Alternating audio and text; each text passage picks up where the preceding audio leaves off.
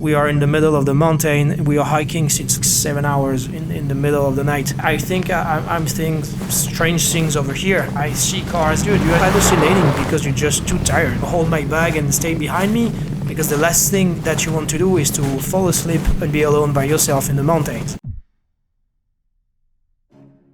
Hi guys, welcome to Project Achilles. I'm Armand, I'm the founder.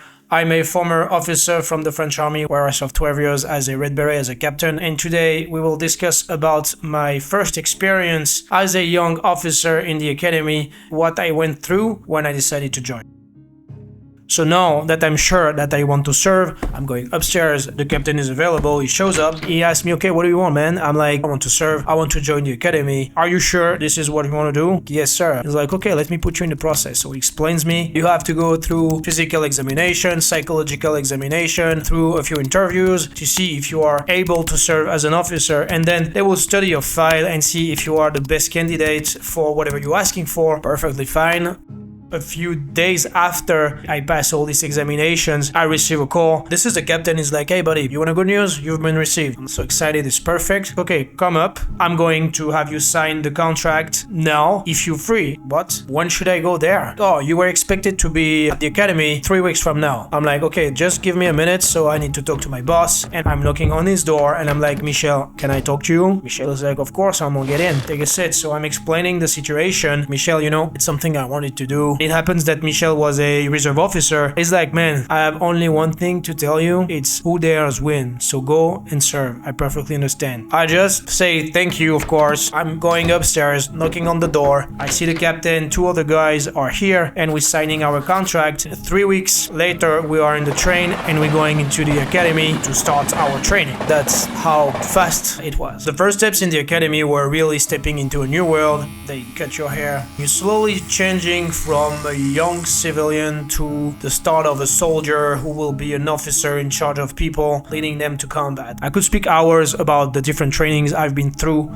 during my time in the academy, but I really want to focus on my Commando training, not only because it's giving you Commando techniques qualification, but most importantly because it's teaching you the foundations of what is to be an officer. Before pretending to be in charge of other people, you have to be able to be in charge of yourself, and it's really what this training is teaching you as a person who is going to take decisions, hard decisions, to go and lead in combat. You really have to be tough enough. And so now imagine yourself arriving there in this fortress in the middle of nowhere in the mountains. The instructor who is welcoming you is saying, okay buddy, you have 5 minutes, you put your shit over here and you come back on the yard. I grab my shit, put my shit in that room, go back on the yard in the right uniform. Okay, you are all aligned here. I can tell you right now that these people around you, either they will be quitting, either you are the one who will quit. Who do you want to be? In my head, I'm like, there is no way I quit by the end of that week or any other week. And it took a lot of effort. And you have to find the strengths within to go from a step to another. And sometimes it requires so much energy. You are so tired that you are hallucinating. I can see myself with my buddy. We are in the middle of the mountain. We are hiking since like, I don't know, 6-7 hours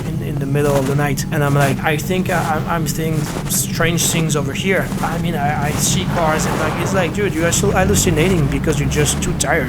Hold my bag and stay behind me, because the last thing that you want to do is to fall asleep against a tree and be alone by yourself in the mountains. Then you have to exfiltrate, go back to your canoe to another point where the boat is waiting for you for your final exfiltration. And of course, you have many surprises during all that mission. You have to be prepared for the unexpected. Even the boat can be blown up by a missile, and before it's blowing up, you have to jump into the sea at night, of course, and swim to the beach 300 meters. Instructors are here to make your life hell. It's what they paid for. Later, when you're going to be in operations, you will have the toughness, the strength, whenever you'll be in charge of other people in extremely hard conditions, to lead them and to be victorious. I'm really thankful for the training I received at that time, even though it was extremely hard. And at some point I was like, I'm going to throw a stone in the middle of the face of that guy who is insulting me, harassing me, bullying me every day. This training is preparing you to taking tough decisions, to be the one who the people are looking at when they're expecting for answers in extreme conditions.